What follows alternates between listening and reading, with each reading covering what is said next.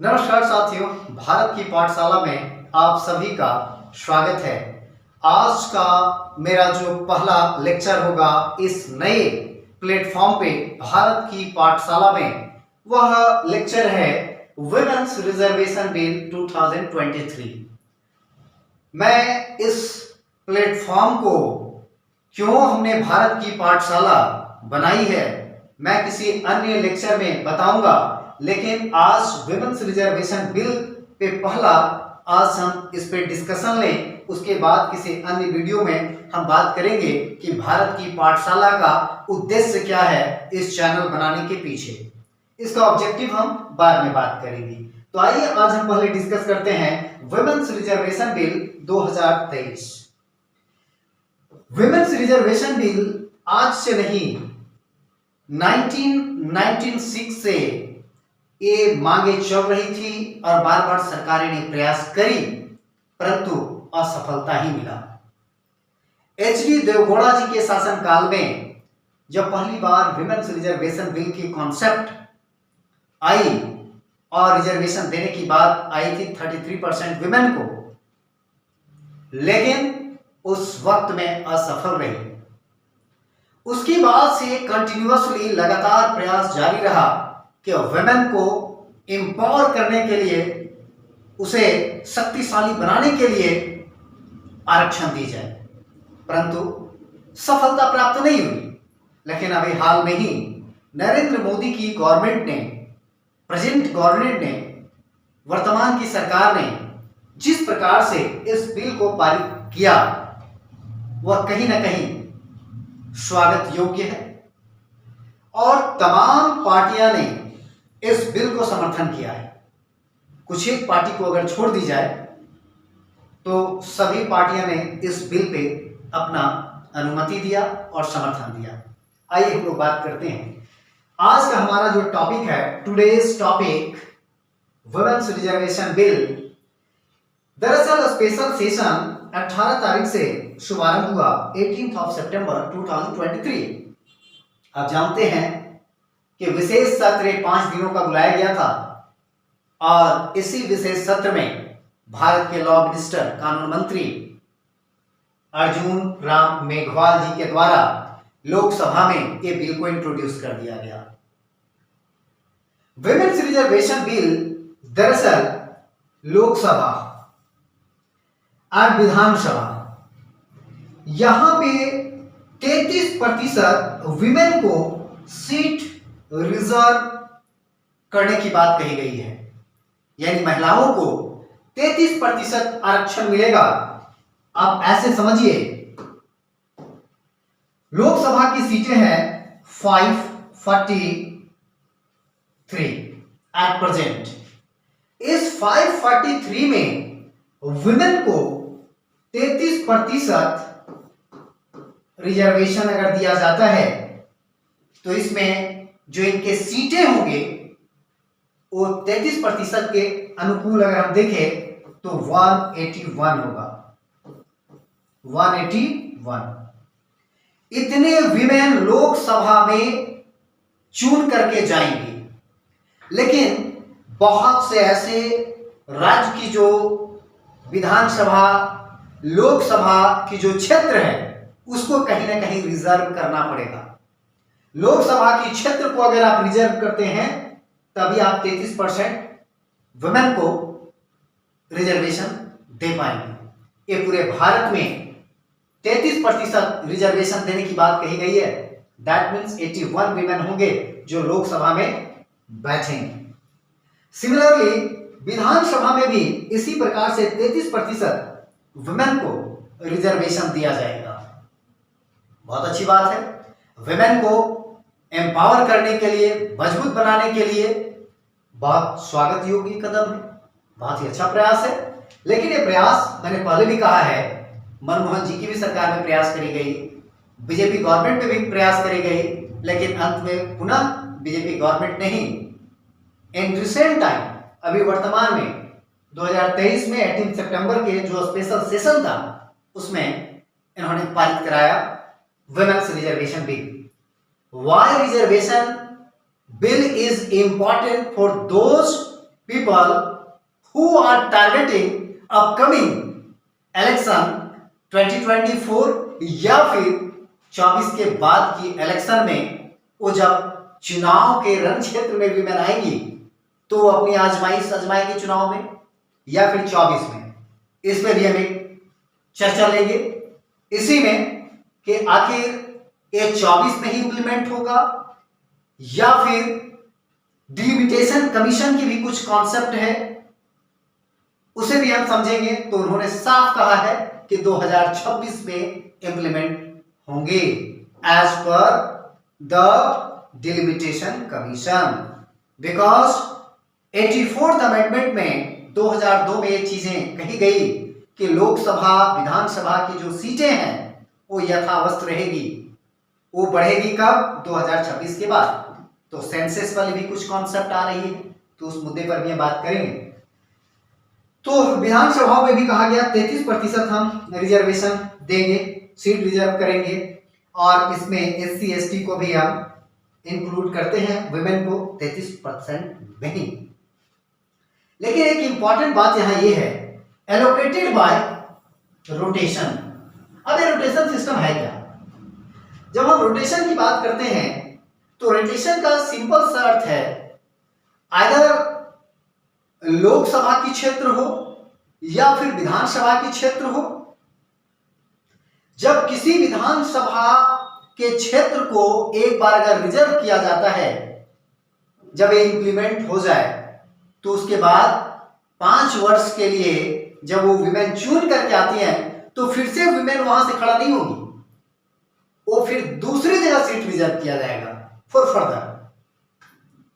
तो इस प्रकार से हम उसे रोटेशन सिस्टम कह सकते हैं। रोटेशन का सिंपल सा अर्थ यही है कि आज कहीं अगर सीट रिजर्व की गई है, जब इसकी अवधि इसकी समय पूर्ण हो जाएगी तो फिर दूसरी जगह उसे रिजर्व किया जाएगा, दैट इज रोटेशन सिस्टम। आगे की हम बात करें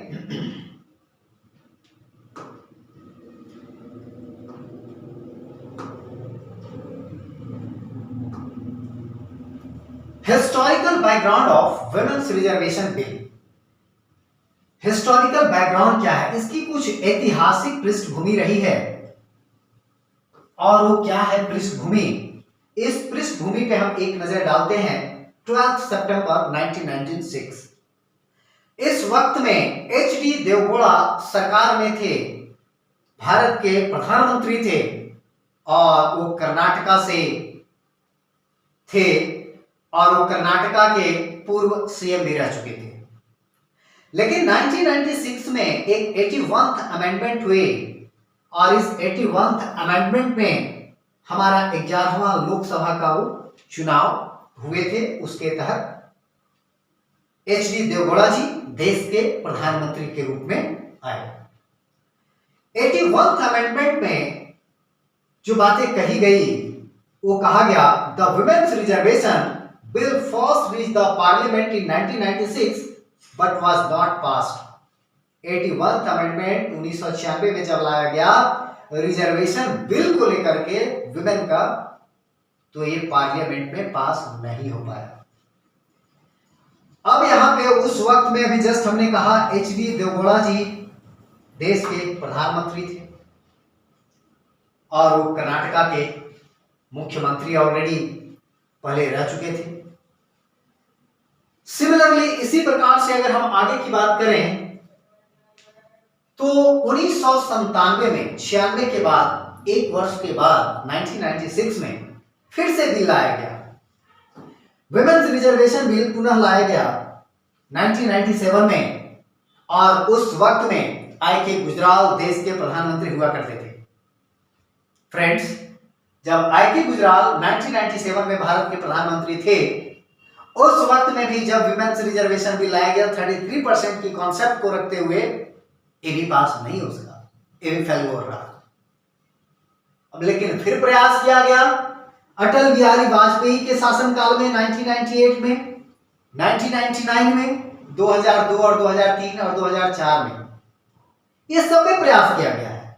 ये सब में प्रयास भी है लेकिन कहीं पे सफलता प्राप्त नहीं हुआ। Even during the government Atal Bihari Vajpayee, the reservation bill could not pass, it also failed. इन्होंने कितना बार प्रयास किए लेकिन वो अंततः पास नहीं हो पाया, फेल रहा। उसका वजह क्या हो सकता है जानते हैं? उसका वजह यह है कि जब अलायंस गवर्नमेंट होती है और किसी के पास स्पष्ट मेजोरिटी ना हो तो कोई भी बिल को पारित करने के लिए आपको जितनी एक मेजोरिटी चाहिए अगर नहीं रहेगी तो दिक्कत तो आएगी। यही कारण रहा है ये तमाम सरकारों में। आगे की हम बात करें 1998 के बाद में 2008 में यूपीए की गवर्नमेंट, उस वक्त में मनमोहन सिंह जी सरकार में थे और 108वें अमेंडमेंट हुए राज्यसभा से इसे पारित कराया गया और हमारा राज्यसभा से ही मनमोहन सिंह जी चुन करके आए।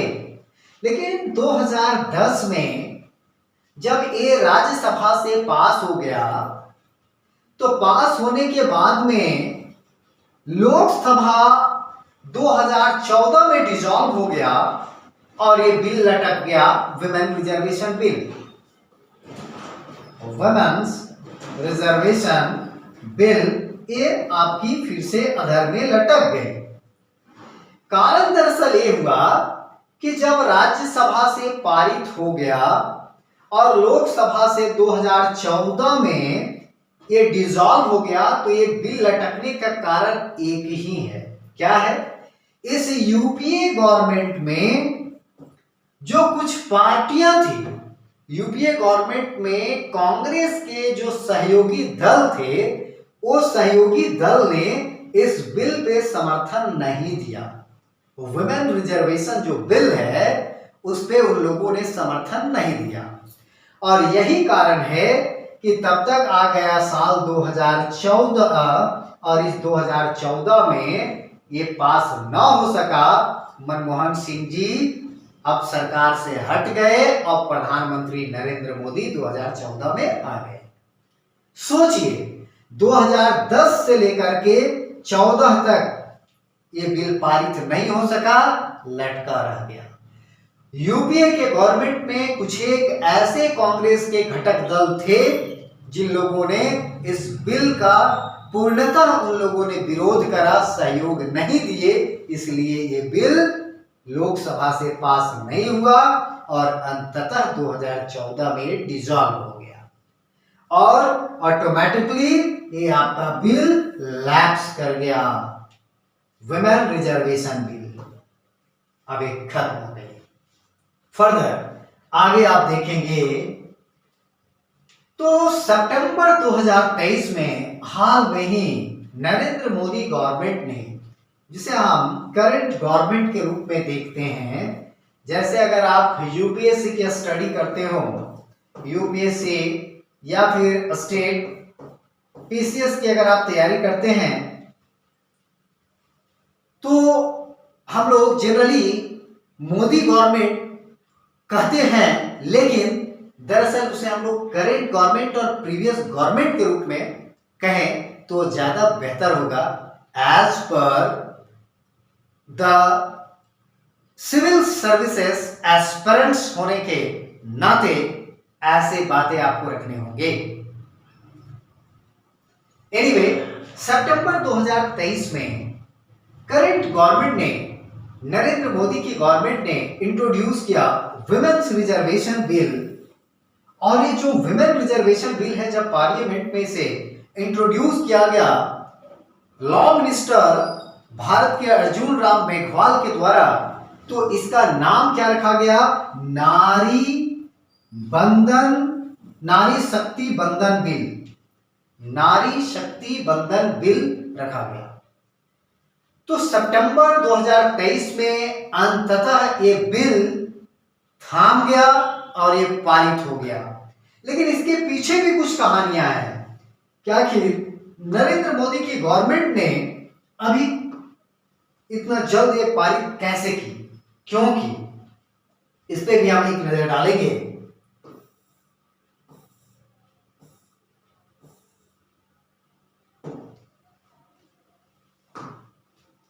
Let us discuss about women reservation bill 2023।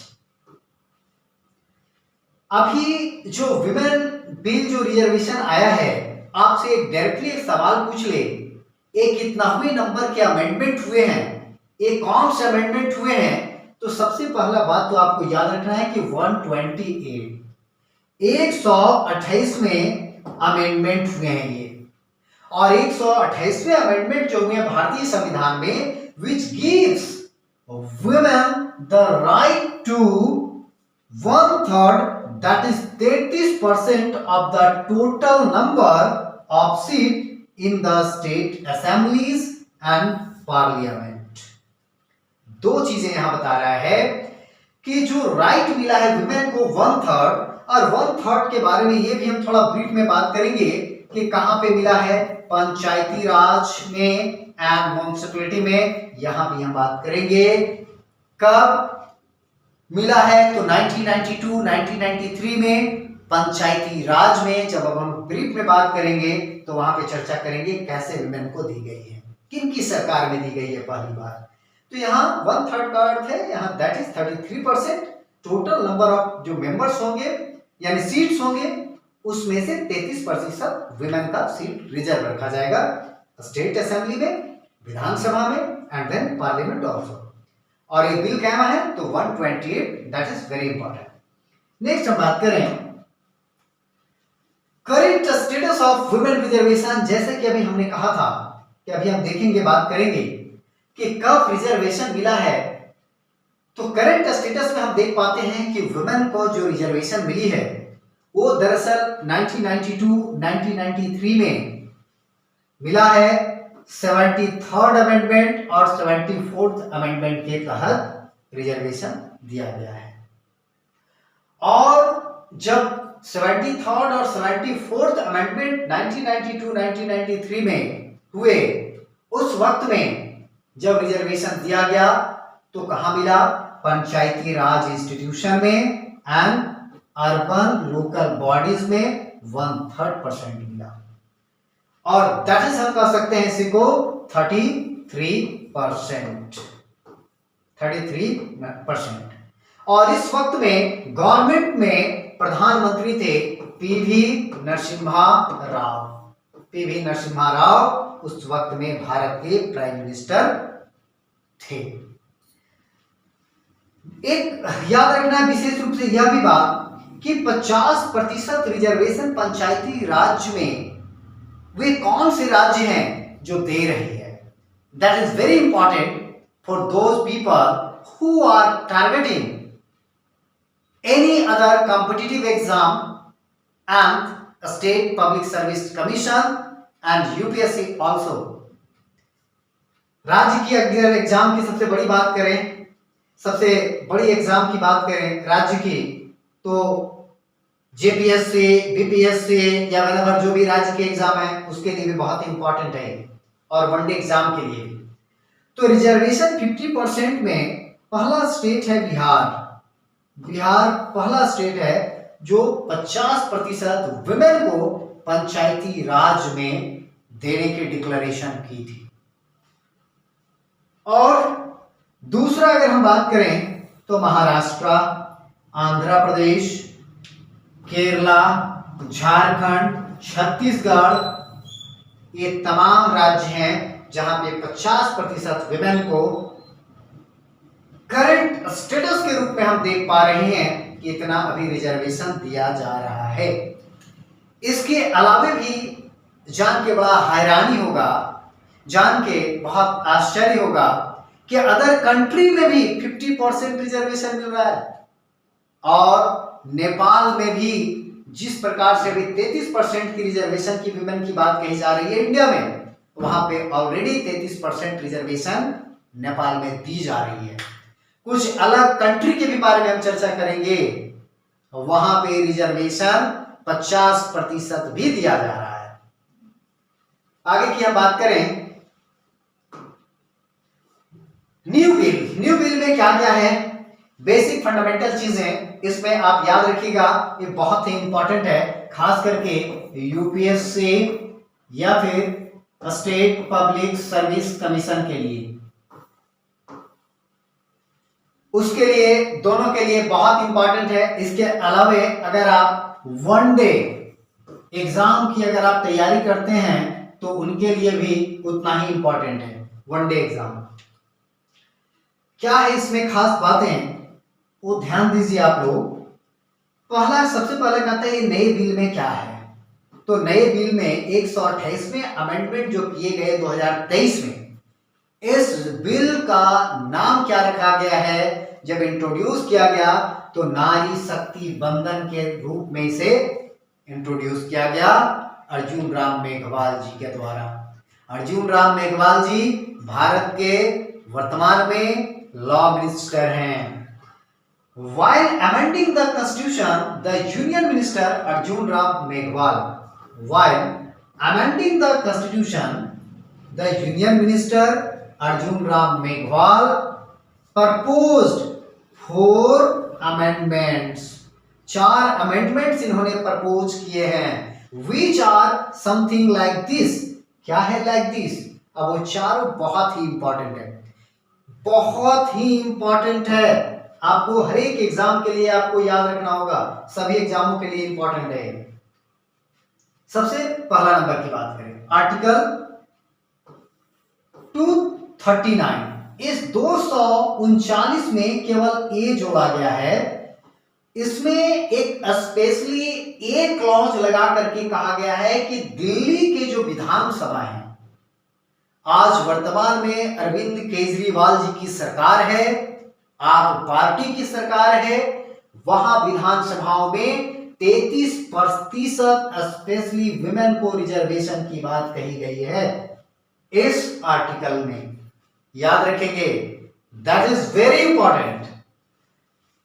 Second article की हम बात करें तो 330 में केवल ए ऐड किया गया एक क्लॉज, और इस क्लॉज में कहा गया कि जो लोकसभा की टोटल वर्तमान में अगर हम बात करें 543 सीट में 33% विमेन का रिजर्व होगा सीट। ये बातें आर्टिकल 330 क्लॉज ए में कही गई है।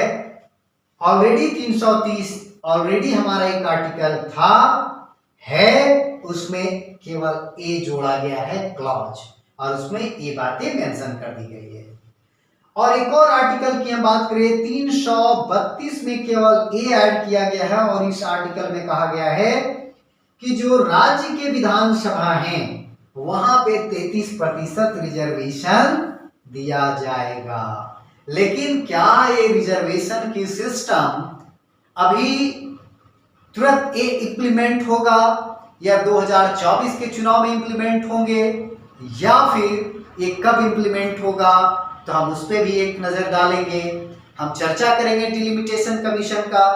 क्या है डिलिमिटेशन कमीशन? डिलिमिटेशन कमीशन के लिए एक महत्वपूर्ण यहाँ पे चर्चा होगी, तब आपको समझ में आएगी कि ये कब इंप्लीमेंट होगा।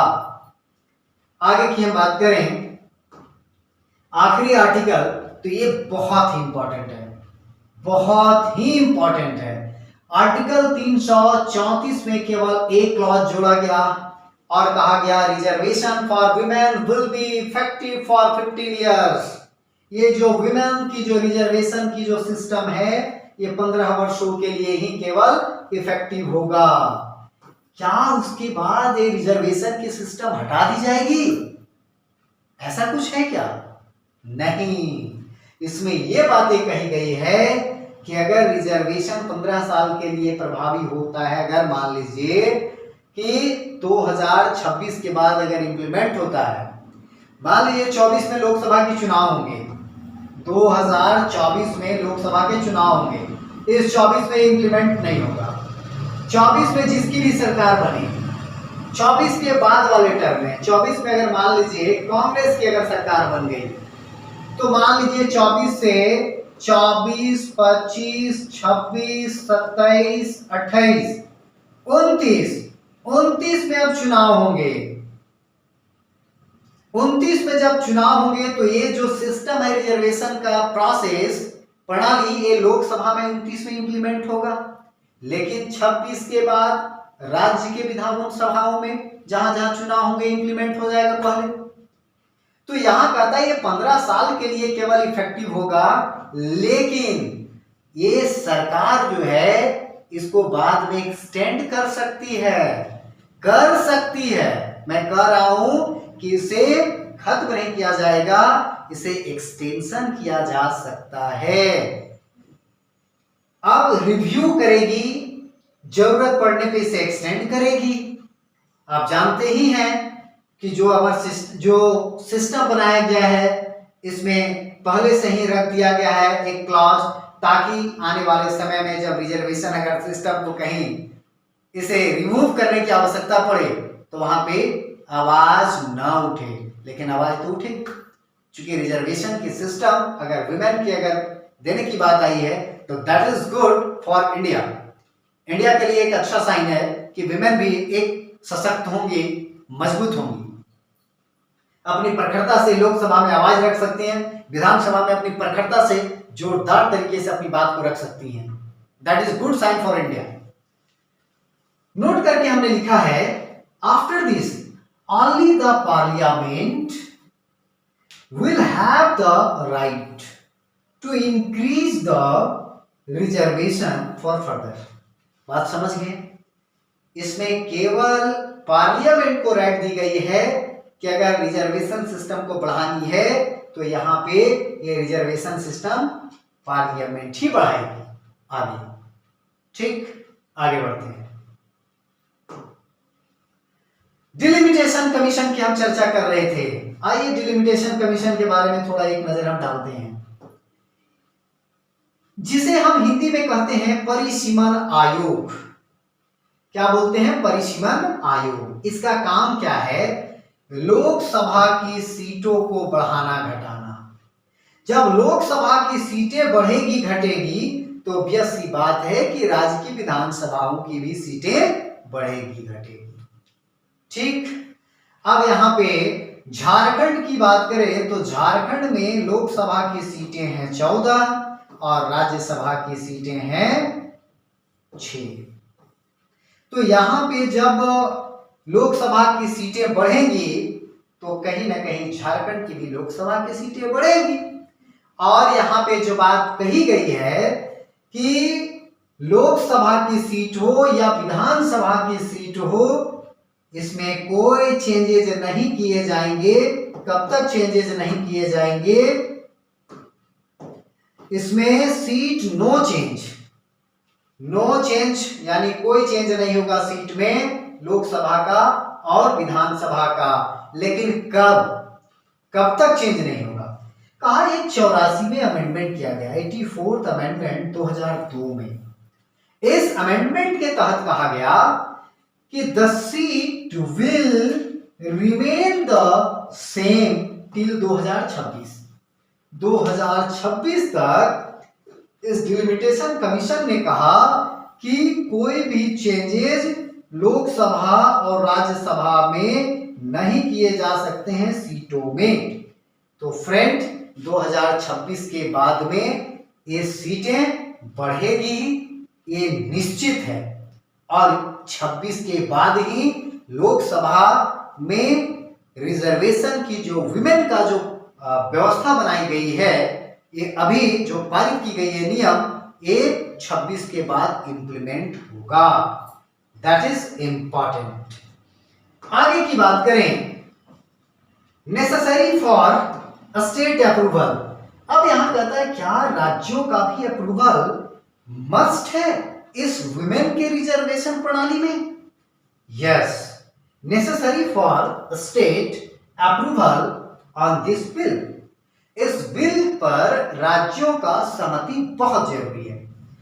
कहता है कि इसमें राज्य जो है consent of more than 50% state is necessary on this women reservation bill, but simple majority से होना चाहिए, यानी 50% से प्लस अप्रूवल होना चाहिए राज्यों का, स्टेट का अप्रूवल होना चाहिए।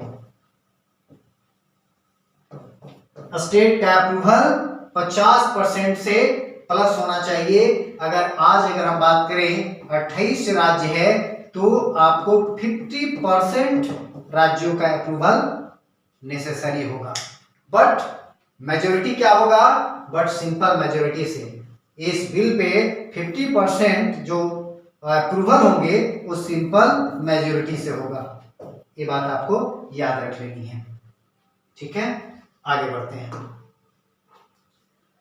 Controversy over women's reservation bill 2023। अब थोड़ा कंट्रोवर्सी पे हम आते हैं। दरअसल ये कंट्रोवर्सी आज से नहीं 25 वर्ष पुरानी है।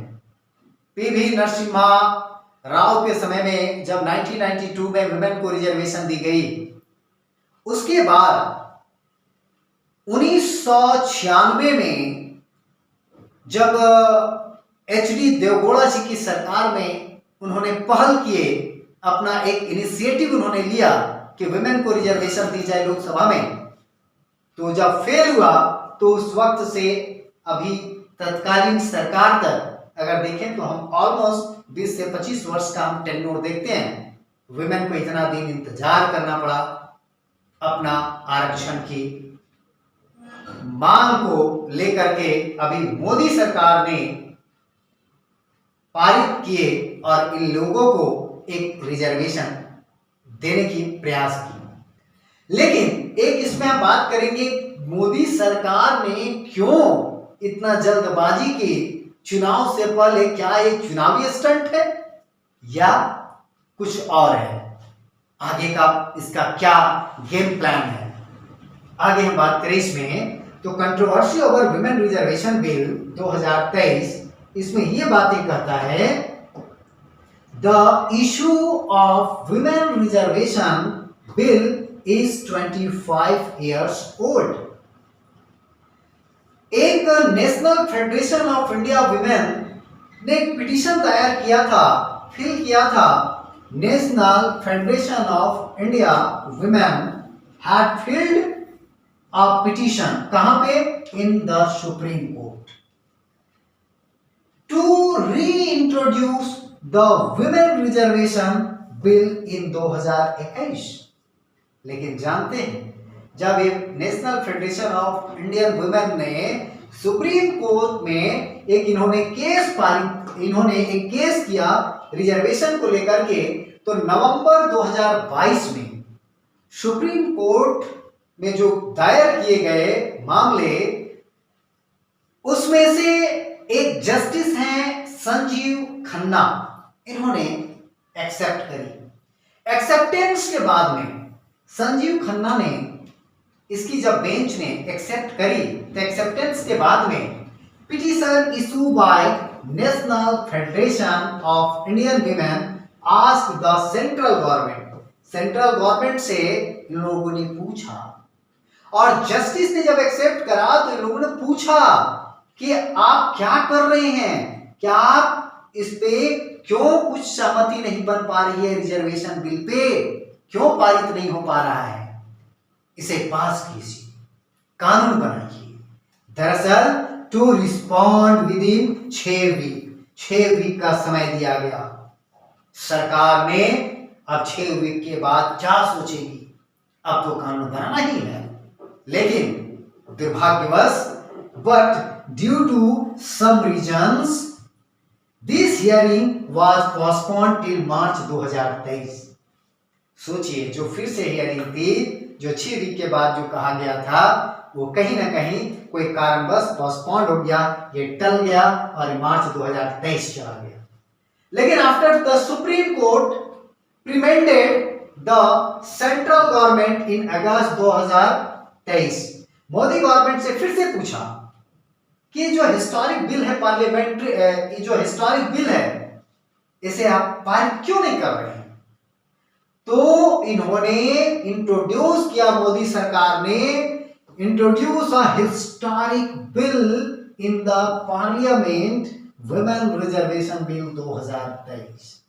जब सुप्रीम कोर्ट ने अगस्त में जब इनसे पूछा, तो इन्होंने, सरकार ने सोचा कि अब कानून बनाना ही होगा, चूंकि जब बार बार प्रेशर आ रहा था तो अंत में वुमेन रिजर्वेशन बिल को लेकर के अर्जुन राम मेघवाल ने नारी शक्ति बंधन बिल को लोकसभा में इन्होंने पेश करा और अंतोगत्वा ये बिल पारित भी हुई।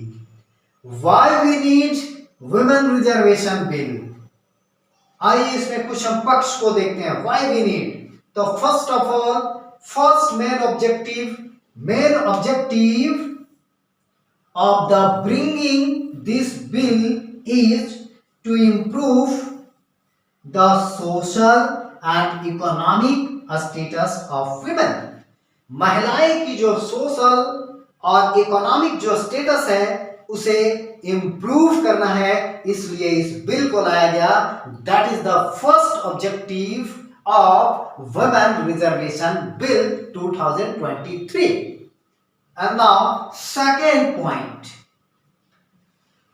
To strengthen the women of the country.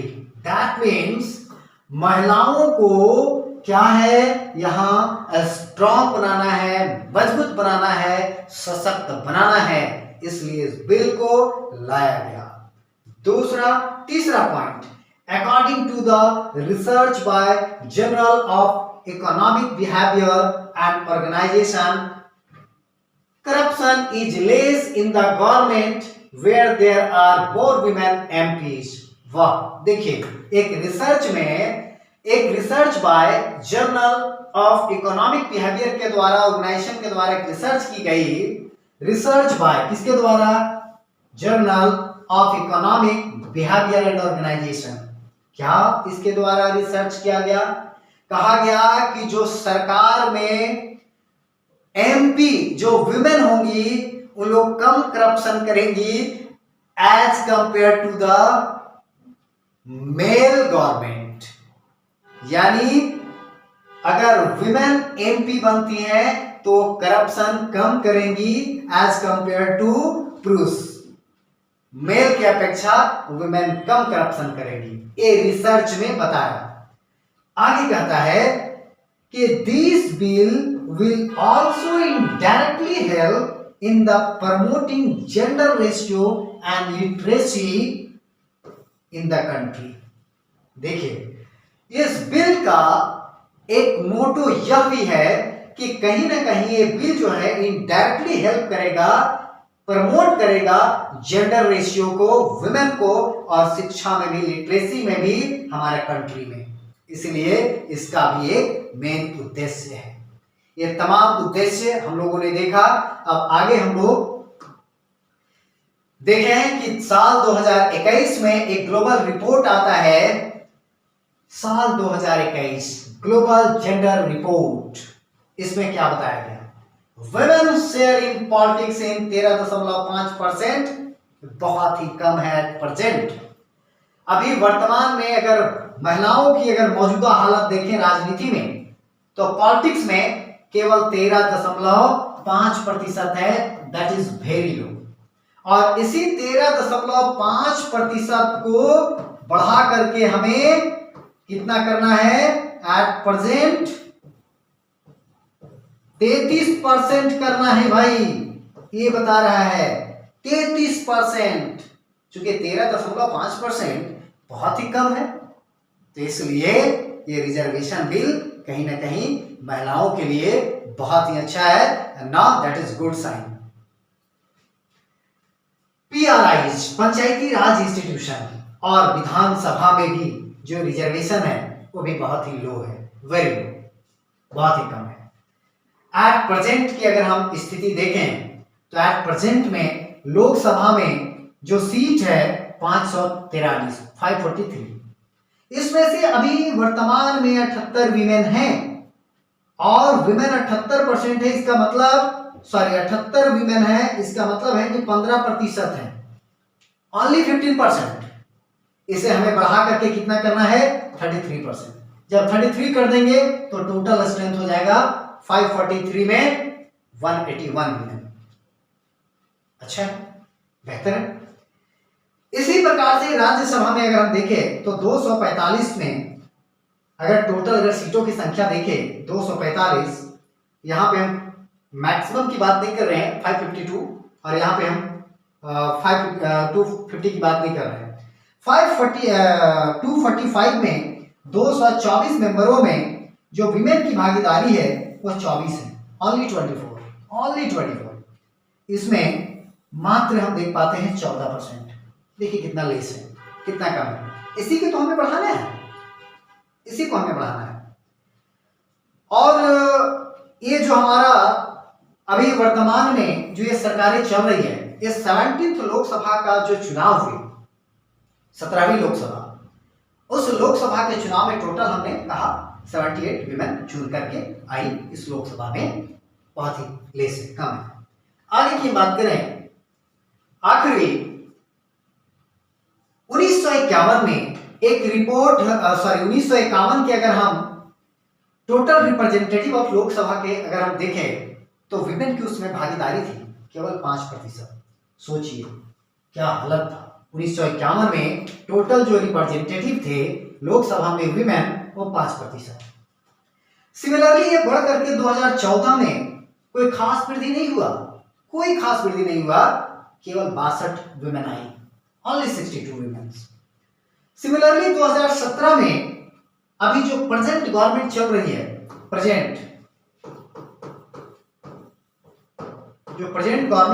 है, वो 17वीं लोकसभा के चुनाव कहीं ये चल रहा है, इसमें से 78 विमेन चुन करके आई है, ये भी बहुत लेस है। अब हम बात करें अन्य कंट्रियों की बात करें कि वो लोग कितना परसेंट रिजर्वेशन दे रहे हैं, सबकी नहीं, कुछ एक हम कंट्री की बात करें, अदर कंट्री में हम एक पाकिस्तान की नेशनल असेंबली की अगर हम बात करें तो ये 60% वुमेन को रिजर्वेशन देता है। 60% reservation given by the Pakistan to those MPs, वो सब वुमेन है जो 60% दिया जा रहा है। सिमिलरली इसी प्रकार से बांग्लादेश की बात करें तो वो 50% रिजर्वेशन दे रहा है वुमेन को। पहले भी हमने कहा कि नेपाल 33% दे रहा है, लाइक इंडिया टाइप से, जैसे इंडिया पहले ही पंचायती राज institution and local urban bodies में 33% महिलाओं को आरक्षण देता है। साउथ अमेरिका एंड यूरोप में भी हम 50% के रिजर्वेशन देख पाते हैं, तो ये कहीं ना कहीं पूरा रिजर्वेशन का खाका रहा। अब फ्रेंड्स, ये पूरा हमने रिजर्वेशन का सिस्टम को डिटेल में हमने देख लिया है, कोई ऐसे पक्ष को हमने नहीं छोड़ा है। ये सभी इंपॉर्टेंट पक्ष है आपके तमाम एग्जाम के लिए, जो यूपीएससी की तैयारी कर रहे हो, जो जेपीएससी की तैयारी कर रहे हो, जो यूपीएससी की तैयारी कर रहे हो, या फिर जो वनडे एग्जाम की तैयारी कर रहे हो, या भारत से संबंधित जो भी कोई एग्जाम रिलेटेड आपके क्वेश्चन आए तो यहां से बहुत इंपॉर्टेंट सवाल बन सकते हैं, तो बी केयरफुल। सो आज के लिए इस लेक्चर को हम यहीं पे समाप्त करते हैं, फिर हम मिलेंगे किसी अन्य लेक्चर में।